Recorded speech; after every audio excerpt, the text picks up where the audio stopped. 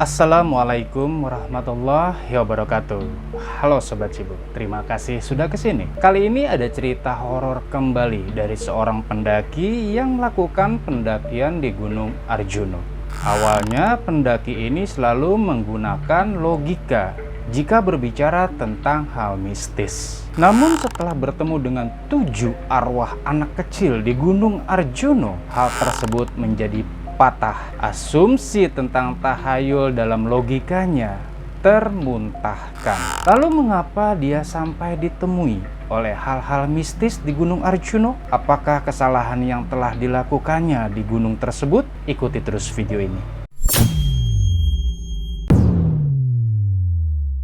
Tapi sebelumnya saya minta izin dulu nih Bo, untuk memperkenalkan Gunung Arjuna dan memberi sedikit keterangan tentang Gunung Arjuna. Kali aja bermanfaat buat para pemula yang ingin berencana summit ke sana. Tapi buat kalian yang sudah hatam tentang seluk-beluk Gunung Arjuna ini, silakan skip videonya langsung ke tengah. Atau bisa menggunakan chapter yang ada di deskripsi, yang nanti akan mengarahkan kalian langsung ke cerita horornya. Gunung Arjuna merupakan gunung berapi berjenis stratovolcano, artinya gunung berapi yang berkerucut atau gunung api yang sedang istirahat, Bu.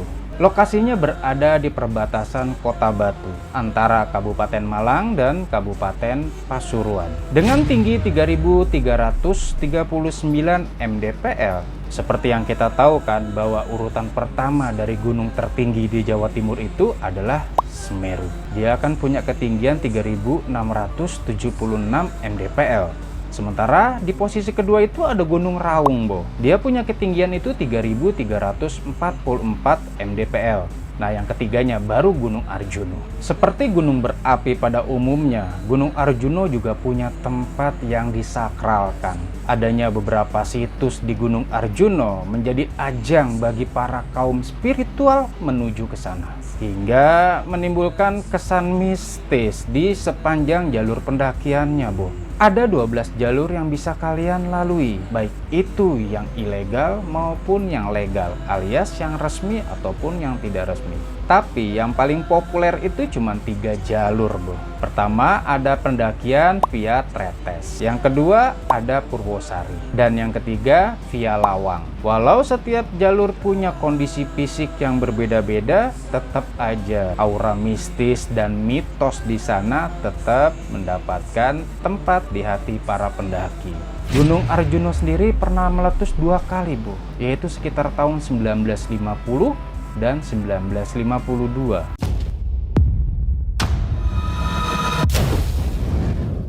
Di mana Arjuna adalah salah satu tokoh dari Pandawa 5 yang paling sakti. Konon Arjuna itu sedang bertapa di sebuah puncak gunung, Bo. Karena saking tekun dan kesaktiannya, maka dirinya itu memancarkan sinar yang begitu menyilaukan. Bukan hanya itu, tempat dia bertapa mengakibatkan gunung itu lama-lama meninggi hingga menyentuh langit. Bumi itu jadi berguncang. Kawah Condro di Muko itu mengeluarkan lahar, banjir, mendatangkan banyak penyakit, dan lain sebagainya akibat efek dari pertapaannya Arjuna ini. Hal ini membuat para dewa tuh khawatir, jadi worried mereka. Dan kemudian Batara Guru mengutus Batara Narada untuk menghentikan pertapaannya Arjuna. Tapi sayangnya Batara Narada ini gagal, walaupun sudah menggunakan berbagai cara, Bu. Bahkan Batara Narada sendiri itu mendatangkan jin-jin dan setan-setan yang sangat buas. Tapi ya karena kesaktiannya Arjuna nggak mempan. Akhirnya diutuslah Batara Ismaya yang kemudian menyamar sebagai Semar bersama dengan Togok atau Togop. Fungsinya ya jelas untuk membangunkan Arjuna dari pertapaannya yang meresahkan ini. Karena kesaktiannya Semar, maka Semar juga melakukan pertapaan hingga dirinya menjadi lebih besar dari gunung tempat Arjuna bertapa. Dan Semar ini mengeruk gunung tempat Arjuna bertapa, lalu memotongnya, kemudian melemparkan patahannya itu. Nah, potongannya ini berubah menjadi sebuah gunung juga, Boh, yang namanya Gunung Wukir. Nah, sementara tempat Arjuna bertapa ya dinamakan Arjuna. Seketika itu juga Arjuna ini sadar sadar dari tapanya. Kemudian Semar dan Togop datanglah ke Arjuna lalu menjelaskan apa yang terjadi, efek-efek yang disebabkan oleh pertapaan dari Arjuna. Semar pun menasehati, "Kesaktian macam apa lagi yang kamu cari? Seluruh kesaktian sudah kamu miliki. Gunakanlah kesaktian yang kamu miliki untuk membantu sesama. Karena orang yang semakin sakti adalah orang yang bisa menjadi orang yang rendah hati dan bisa menghormati orang lain." Begitulah yang dikatakan Semar. Ya akhirnya Arjuna mendengarkan Semar, bos, sebab dia tahu bahwa Semar ini adalah sosok yang sangat dia hormati. Lebih-lebih kesaktian Semar luar biasa kan? Kalau kalian ke sana, kalian akan menemui beberapa situs yang juga menjadi tempat pemujaan di sepanjang pendakian. Onto Bugo, sebuah tempat untuk bersemedi atau berziarah untuk kalangan tertentu atau untuk orang-orang tertentu. Menurut juru kunci di sana, katanya Onto Bugo ini dijaga oleh seekor naga. Wallahu alam. Kemudian ada Candi Madring. Di teras atasnya itu ada beberapa batu andesit yang dibungkus dengan kain putih, dan ada satu buah lumpang batu yang menjadi tempat pemujaan. Selanjutnya ada situs Eyang Abioso. Ada satu batu andesit besar seperti lesung, satu umpak batu andesit segi 4, dan satu arca 2 rapala. Selanjutnya ada sendang Dewi Kunti, dan ini merupakan sumber mata air, Lalu ada Eyang Sakri, dan ini tempat pemujaan, Kemudian juga ada Pondok Rahayu. Ini merupakan sebuah gubuk di tengah hutan yang katanya punya hal-hal mistis yang begitu kental, yang masih akrab dengan aksara Jawa. Situs Eyang Semar. Jelas ini merupakan sebuah situs tempat pemujaan dan dengan sebuah simbol patung Semar tentunya. Kemudian ada Mangkuturomo. Ini merupakan situs yang paling terbesar di sepanjang jalan pendakian Gunung Arjuna. Kemudian tidak jauh dari Mangkuturomo juga ada Candi Sepilar. Sama, ini juga merupakan situs arkeologi dari Punden Berundak. Karena tempat-tempat tersebut dianggap tempat sakral dan menjadi tempat pemujaan. Jadi buat kalian yang lewat situ kebetulan jangan kaget kalau seandainya mencium bau dupa. Jangan suges dulu, kalau kalian itu sedang diperhatikan oleh sosok. Walaupun sebenarnya iya, tetapi bukan berarti kalian sedang diincar oleh sosok. Itu hal yang wajar atau hal yang bisa dimaklumi ketika bau dupa itu ada di sana. Banyaknya peninggalan sejarah dari kerajaan Majapahit dan kerajaan Singasari, hingga tercipta sebuah mitos gila orang-orang dulu yang melakukan moksa itu masih menjaga tempat tersebut. Dan konon katanya Arjuna beserta istrinya Batari Dresnala itu memiliki anak yang bernama Bambang Wisageni. Dikatakan juga masih menjaga tempat tersebut. Nah, hal yang paling populer itu adalah Alas Lalijiwo, atau dalam bahasa Indonesianya adalah hutan lupa diri. Menurut kepercayaan orang setempat, orang yang punya niat jahat ketika melewati hutan tersebut akan menjadi lupa dirinya sendiri. Ya, sebabnya karena ada campur kekuatan gaib di sana. Jadi kalau bisa jangan punya niat macem-macem deh kalau kalian melakukan summit ke Arjuna. Bukan cuma Arjuna sih sebenarnya, ke semua gunung atau ke tempat-tempat keramat. Karena itu bukan hanya membahayakan diri kamu sendiri yang punya niatan jahat, tapi justru akan membahayakan juga yang lain. Sudah banyak cerita kok, Nah, kalau kalian lewat jalur Tretes, kalian akan melewati sebuah tempat yang namanya Pasar Dieng. Konon, pasar ini dikenal dengan nama Pasar Setan. Katanya, kalau kalian melintasi tempat itu malam-malam, kalian akan mendengar suara yang ramai seperti kayak di pasar, Di sana sendiri, kalau siang hari terlihat banyak makam. Fenomena mitos selanjutnya adalah ngunduh mantu. Ngunduh mantu adalah sebuah simbol di mana kalian mendengar suara gamelan pada malam hari. Konon katanya ada seorang manusia itu yang sedang diculik dan sedang dikawinkan oleh bangsa jin. Serem. Kemudian ada nasihat dari penduduk setempat, ketika kebetulan kalian sedang jalan dan mendengar hal tersebut, lebih baik jangan diteruskan. Usahakan lari sejauh mungkin untuk kembali. Karena bukan tidak mungkin salah satu dari kalian sedang diunduh. Ada beberapa pantangan kecil, walaupun pantangannya itu sebenarnya banyak, Tapi beberapanya katanya tidak boleh naik ke sana dalam jumlah yang ganjil. Jika pun terpaksa kalian harus naik dengan jumlah ganjil, diusahakan katanya membawa tongkat sebagai penggenap. Pantangan selanjutnya adalah tidak boleh menggunakan baju merah atau hal-hal yang digunakan itu dengan dominan merah. Dikatakan itu unsur menantang. Untuk wanita yang sedang datang bulan, jelas dimanapun atau gunung manapun lebih baik tidak sampai ke puncak. Dan selanjutnya jelas dilarang merusak petilasan-petilasan yang keramat di sana. Ini buat kalian juga nih yang suka coret-coret, urak-urat, lebih baik jangan, Bu. Sebab selain mengganggu keaslian dari tempat tersebut, jelas itu mengganggu penghunisan. Nah, dikatakan juga oleh juru kunci di sana ketika ada pendaki yang mengalami hal-hal ganjil seperti pendaki hilang, pendaki kesurupan, pendaki disorientasi jalan, hingga dia tersesat, itu karena melanggar hal-hal kecil yang ada di Gunung Arjuno. Buat kalian yang sudah pernah ke Gunung Arjuno dan mengalami hal mistis, apa yang kamu rasakan? Boleh minta infonya di komentar.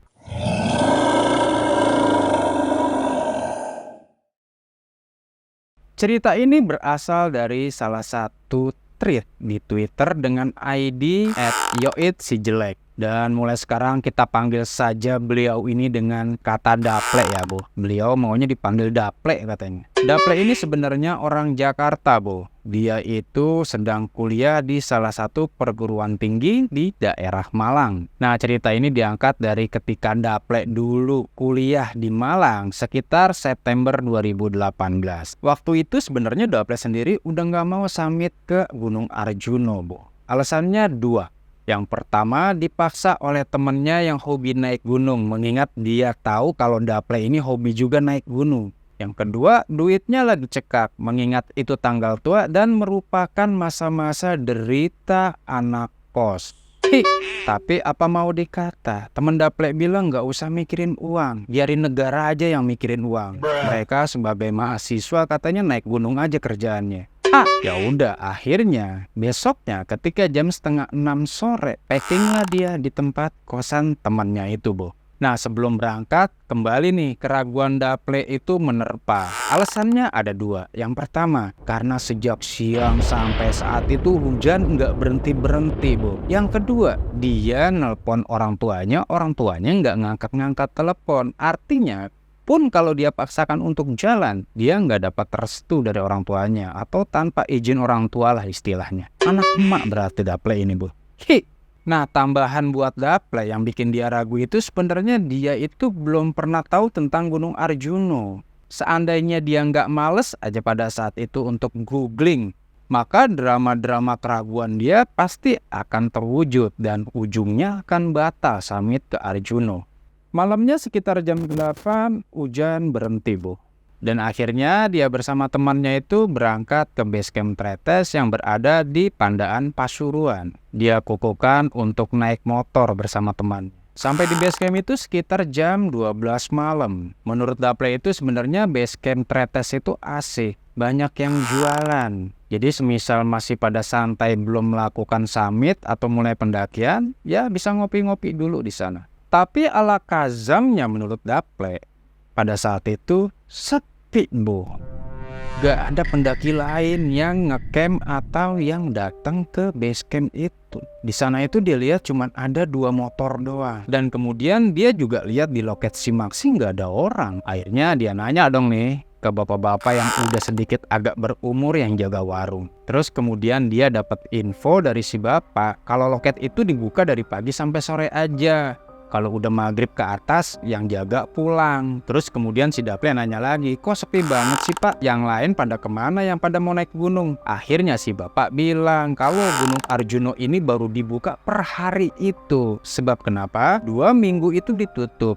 Ada kebakaran di Arjuno. Nah, karena si Daple dan temennya ini planning ketika sampai langsung melakukan summit, Maka dia izin dong sama si bapaknya ini untuk melakukan summit. Tapi ya si bapak nggak ngizinin, bahaya katanya. Nah si Dapple ini memang orangnya logis ya. Dia nggak ngerti bahayanya tuh kenapa. Dia sendiri kan sering naik gunung tuh dengan trek malam. Si bapak malah bilang intinya bahaya lah, udah datang lagi aja besok. Jangan cari penyakit, begitu kata si bapaknya. Karena jarak base camp sama kosannya ini jauh, ya akhirnya si Dapple ini minta izin deh untuk buka camp di tempat base camp tersebut. Ya si bapak sih ngizinin. Akhirnya Dapple beserta temennya ini buka camp lah di sana. Sekitar jam 3 ada yang nyamperin tendanya dia nih, Bu. Ternyata itu adalah dua pemuda dengan gagah berani yang ingin menginformasikan kepada Dapple kalau dia beserta teman-temannya yang 2 mobil itu akan melakukan tektok. Artinya kalau dia mau melakukan PP alias naik atau daki kemudian langsung turun tanpa nginep, Bu, itu dia harus nanya ke siapa gitu katanya. Kaget dong si Dapple, GG banget nih anak. Karena menurut info temannya Dapple ini katanya trek dari Tretes itu ya curam dan berbatu. Impossible banget kalau seandainya dia mau tektok. Lebih-lebih Dapple ngelihat beberapa kondisi dari anak ini. Rata-rata anak itu adalah anak-anak bocah, Bu. Sekitar anak SMA lah. Kemudian nggak bawa peralatan hike. Yang ketiga pakai sneaker. Dan yang keempat pakai jeans rata-rata. Ini anak mau ke Dufan apa mau naik gunung sih kata Dapple. Selidik punya selidik, ternyata mereka ini mau ke Gunung Penanggungan. Lah beda server ternyata. Akhirnya dijelasin sama Dapple bahwa ini adalah base camp dari Tretes yang mau menuju Arjuno Welirang. Tapi mereka itu ngeyel, katanya yakin banget bisa lewat situ katanya. Ya udah daripada pusing mikirin anak kayak gitu ya, Bu. Dapple bilang, "No, tanya aja sama si bapak." Dapple nunjuk ke si bapak yang jualan tadi. Tapi di luar dugaan, Bo. Dibolehin dong tuh sama si bapak naik. Dudul Dapple protes dong. Kok anak itu boleh naik sementara dirinya yang begitu siap untuk naik tidak diperbolehkan? Terus bapaknya dengan cool gitu ngejawab, biarin aja mas, ntar juga pagi dia turun. Masnya tidur aja biar besok seger jalannya. Begitu kata bapaknya dengan senyum yang manis semanis jeruk si ompu Pulau Buton. Ya udah karena rencananya dia itu mau summit pagi-pagi, makanya dia nggak langsung tidur tuh. Tanggung juga kan sebentar lagi subuh sambil dengerin lagu-lagunya Kus Plus, Bu. Sekitar jam 5:30 dia bangunin temennya datu. Kemudian dia masak datu sekalian sarapan untuk memulai pendakian. Warung si bapak sendiri masih buka ternyata. Tapi bapaknya udah nggak ada kata si Dapple. Jangan innalillahi ya, bukan berarti bapaknya meninggal, tapi diganti sama istrinya maksudnya. Selesai makan mereka rapi-rapi. Kemudian mandi dan lain-lain sebagainya. Dan jam 7:30 dia melakukan registrasi Simaksi. Setelah bayar Simaksi, kemudian dimulailah petualangan atau pendakian dari si Dapple dan temennya. Perjalanan dari base camp ke pos 1 katanya Dapple ini lumayan asik. Belum masuk hutan, tapi ngelewatin perkebunan warga dulu, terus masuk perkampungan kecil, kemudian barulah masuk ke pos 1. Estimasi yang ditempuh sama si Dapple ini hingga sampai pos 1 itu sekitar 45 menit. Nah sampai di pos 1 ternyata Dapple bingung kok disuruh bayar lagi. Tapi mau gimana akhirnya Dapple bayar juga tuh, Bu. Terus maksudnya Dapple kenapa nggak pas di base camp aja sih sekalian didobel bayarnya biar nggak repot-repot lagi ngurus-ngurus pembayaran gitu komplainnya Dapple sama dirinya sendiri. Dan sesuai dengan prediksi si bapak warung tadi malam, dia ketemu dengan anak-anak Dufan yang semalam. Ya di pos 1 itu, kemudian Dapple cengar-cengir nanya, gimana perjalanannya? Mereka bilang katanya mereka nggak sampai puncak, mereka cuma sampai kop-kopan aja, yaitu sekitar pos 2. Mereka juga curhat, katanya udah mulai masuk hutan dan jalanannya curam. Dan mereka juga bilang kalau mereka itu terus-terusan digangguin. Kata mereka sebelum sampai kop-kopan nih, mereka itu ada yang nyenterin dari atas katanya. Nah mereka berpikir ada orang dong di kop-kopan. Ternyata sampai sana nggak ada siapa-siapa. Dan banyak suara yang manggil-manggil sebagian dari kelompok mereka atau tim mereka. Makanya si anak Dufan ini nyaranin Daple, kita bareng aja turun mendingan daripada nanti kenapa-napa di atas. Lah kita, lo aja kali sama rombongan Dufan lo itu, batinnya Daple. Tapi ya Daple nanggepinnya biasa aja. Akhirnya dia pamit sama tuh anak-anak Dufan untuk melanjutkan perjalanan. Trek mulai masuk ke hutan, pemandangan biasa aja. Lagian ngarepin pemandangan apa ya, hutan ya begitu pemandangannya. Sekitar 2-3 jam lah Daple sampailah di pos 2. Sebenarnya sih ada cerita bos, sebelum dia sampai di pos 2. Ketika mau sampai deket-deket pos 2 itu, temennya ini ngeluh pusing.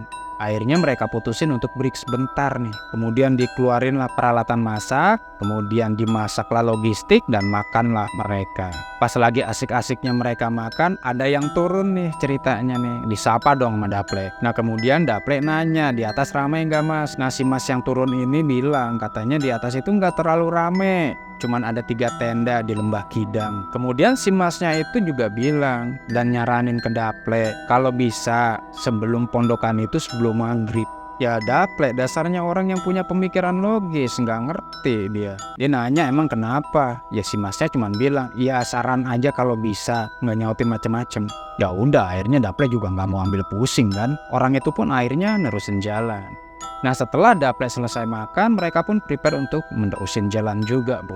Tapi sebelum banget dia sampai kop-kopan, dia ketemu nih sama orang yang mau daki juga. Ada 5 orang. Seneng dong Daple karena ada barengannya. Tapi orang ini rata-rata mukanya itu pada pucat.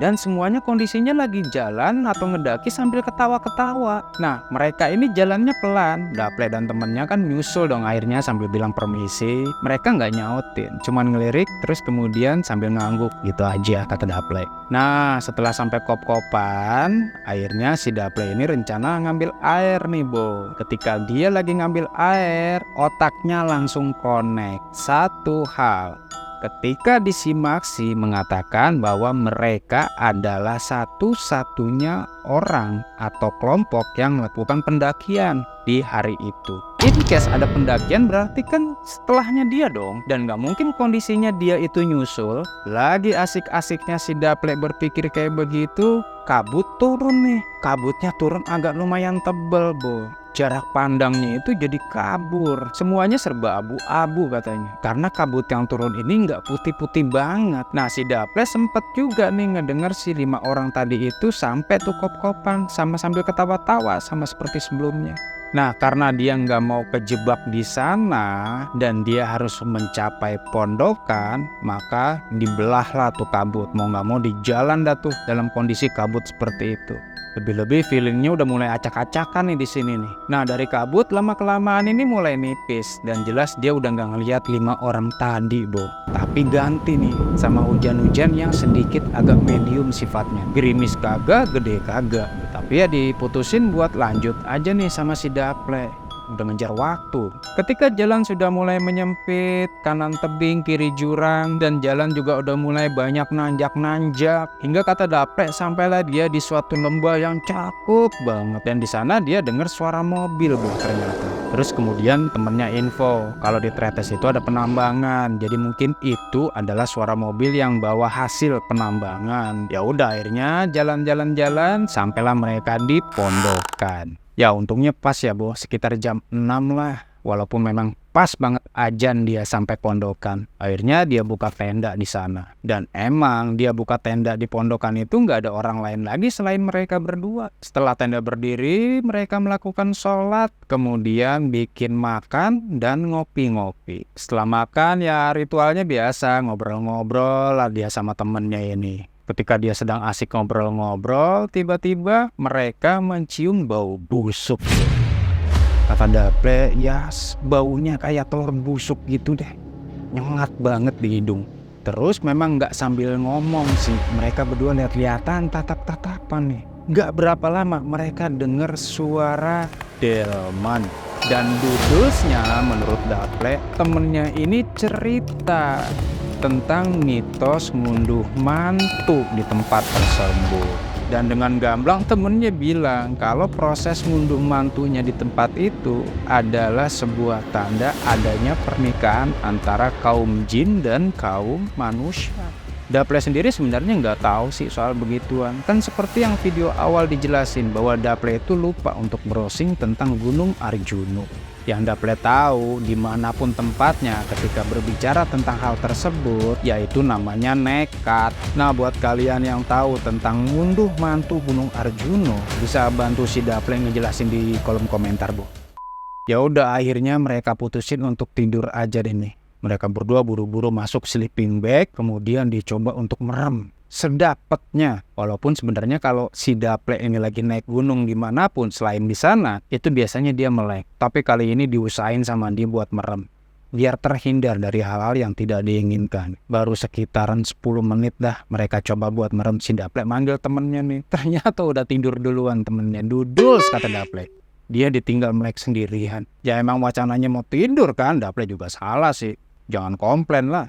Ketika dia coba untuk tidur dan baru banget dapetin REM, masuk fase mau tidur lelap mungkin maksudnya tuh, tiba-tiba dia sesek, dia bangun dah tuh, dia sampai batuk-batuk dia bangun. Sadar nggak sadar, dia nggak bisa gerak, kayak nge-freeze gitu. Akhirnya si Daple ini ajan. Alhamdulillah, ajan bisa dia selesaiin, kemudian dia baru bisa mulai bergerak. Dan dia akhirnya ngambil minum, terus minum dah tuh. Setelah dia minum, dia ngedenger dong suara orang tapak-tapak kaki itu ngiterin tenda dia. Terus nggak lama dia ngerasain badan dia itu kayak terasa panas gitu, Bo.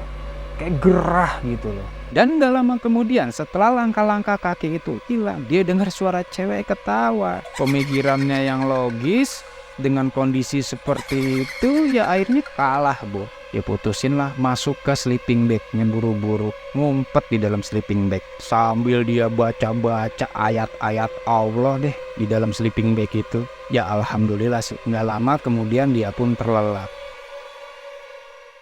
Akhirnya dia dibangunin sekitar jam 6 pagi sama temennya. Katanya untuk makan atau sarapan dulu sebelum mereka melakukan summit kembali. Sebenarnya si Daple mau cerita nih sama temennya, cuman dia nggak mau gegabah, nggak kayak temennya yang cerita tentang ngunduh mantu tadi. Akhirnya sekitar jam 7-an pagi mereka summit. Tenda mereka tinggal di sana, Bo, karena biar ngurangin beban juga kan. Perjalanan dari pondokan ke puncak itu lumayan juga, ngabisin waktu sekitar 3 jam kata Daple. Nah, ketika sampai di Lembah Kidang, katanya dia ketemu sama 4 orang yang lagi ngecamp di sana. Dan mereka mau summit ke puncak. Dari Lembah Kidang sampai puncak itu treknya bener-bener amsyong banget deh. Pokoknya kelar dari sana, oglek aja dengkul. Dan semua di luar ekspektasinya si Daple. Ternyata di puncak rame, Bo. Kebanyakan dari jalur yang lain, bukan dari jalurnya si Daple ambil. Akhirnya Daple dan 4 orang yang ngecamp di Lembah Kidang cerita-cerita nih, Bu. Kata si 4 orang ini, mereka itu ya digangguin juga. Malah ekstrimnya mereka ditongolin. Mereka sih bilang, katanya kejadian itu ya wajar terjadi. Karena Arjuna sendiri kan baru kebakaran 2 minggu lalu. Ya kemungkinan penghuninya marah ya, Bu. Kemudian ngeganggu mereka yang ngecamp di Lembah Kidung itu. Ya udah, akhirnya setelah foto-foto si Daple dan temennya pamit duluan nih sama 4 orang itu untuk turun ke pondokan. Terus kenapa dia nggak bareng? Soalnya si 4 orang ini kayaknya lagi asik foto-foto, kata Daple. Nggak enak dong. Perjalanan turun itu sama sih treknya sama kayak dia naik tadi, hingga sampai ke bukit terakhir. Tapi entah karena kenapa ngantuk atau gimana ya si Daple ya, dia ngerasa bahwa dia udah ngambil jalur yang bener kok. Dan dia sadar ada pita penunjuk jalannya juga kok. Endingnya ketemu jalan buntu, Bu. Lalu tiba-tiba pas dia ngelihat sekeliling dia adalah bekas hutan yang bekas kebakaran.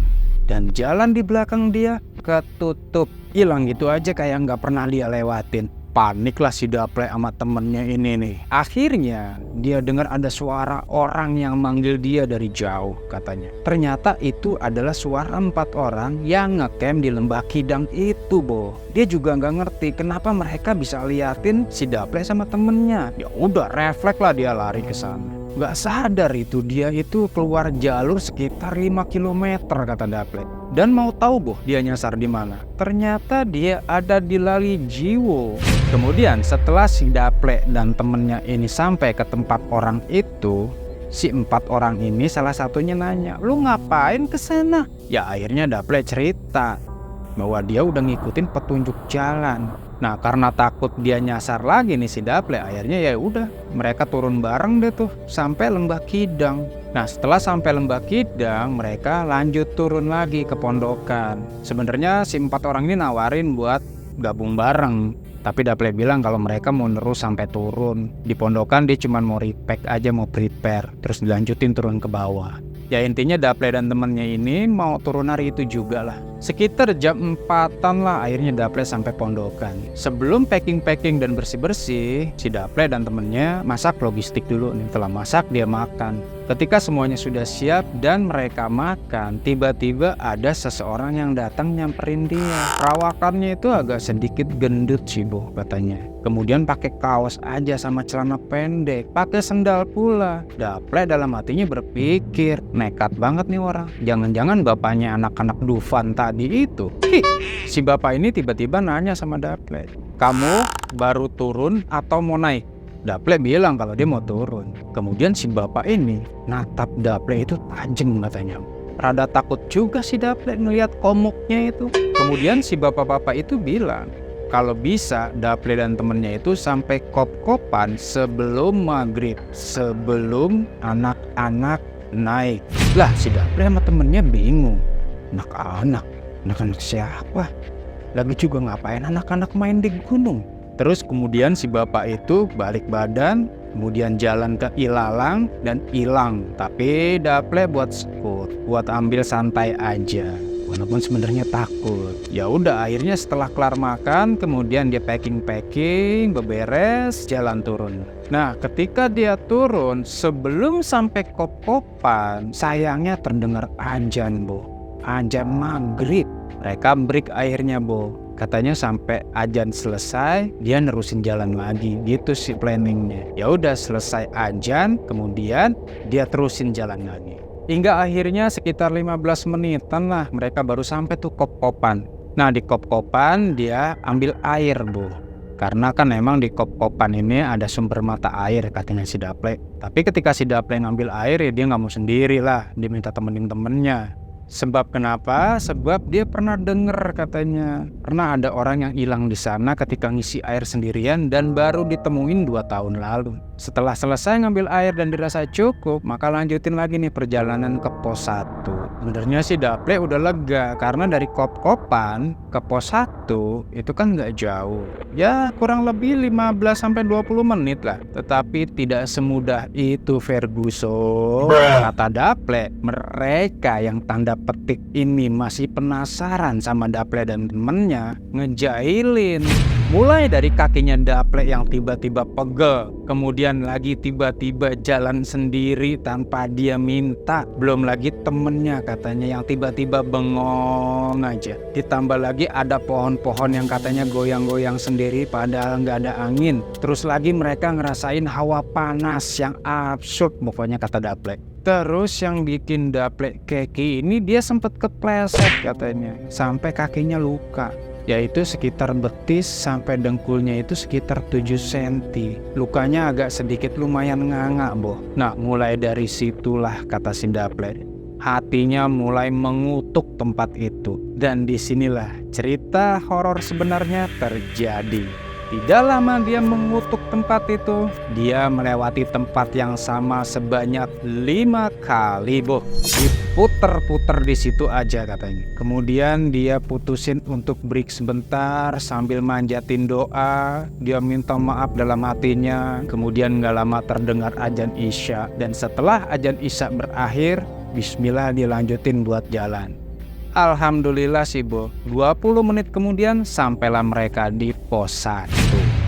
Ya udah, rasa lega dia pun akhirnya menghibur dirinya. Gak lama lagi sampai base camp nih. Semua hal yang berhubungan dengan horor dan mistis udah pasti gak bakal terjadi lagi. Begitu feeling dia. Dan tidak semudah itu pemikirannya Maimunah. Setelah lewatin pos 1, harusnya kan dia masuk ke pemukiman warga tuh. Tapi kok ini masih hutan. Di situ dia mulai ngerasa janggal lagi. Sampai akhirnya gak lama dia dengar ada beberapa anak kecil itu yang rame banget nih. Rame banget gitu, kayak anak TikTok lagi kopi darat di kota tua gitu. Nah, hal ini bikin si Daple itu inget kata-kata si bapak yang pakai kaos oblong yang di pondokan itu sebelum dia turun. Bener aja, Bo, nggak berapa lama 7-10 anak-anak keluar dari balik pohon. Mereka itu rata-rata pakai kaos, celana pendek, pakai sendal jepit, malah juga ada beberapa yang nyeker katanya. Daple coba buat tenang hadapin fenomena kayak begitu. Dia cuman berdoa sampai kosan, kemudian makan lalapan, kemudian dia bersumpah tidak akan naik Gunung Arjuna lagi. Dan itu jadi sumpah palapanya si Daple.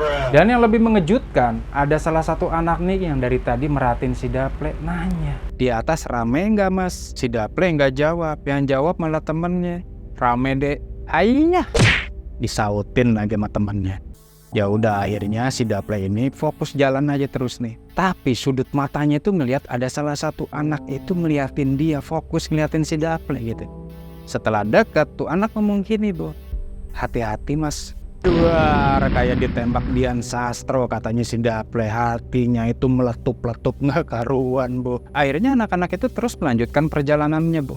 Yang nggak tahu kemana kata Daple. Ya Daple juga melanjutkan jalannya dong. Hingga akhirnya mereka sampailah nih di perbatasan antara hutan dan perkebunan warga, Bo. Sebenarnya Daple ini merasa aneh. Seharusnya sebelum sampai perkebunan warga, dia ngelewatin rumah warga dulu atau pemukiman warga. Hingga akhirnya dia ngelewatin perkebunan pisang, Bo. Hitlernya udah habis nih, udah mati. Jalan udah mulai gelap nih, udah nggak bisa keraba. Ya Daple cuma ngawang-ngawang aja jalannya. Pikiran dia ya sebentar lagi juga nyampe base camp, ngapain repot sih mikir-mikirin yang gak penting gitu. Dan ternyata mereka dalam tanda petik masih ada di sekitarnya Daple dan temannya.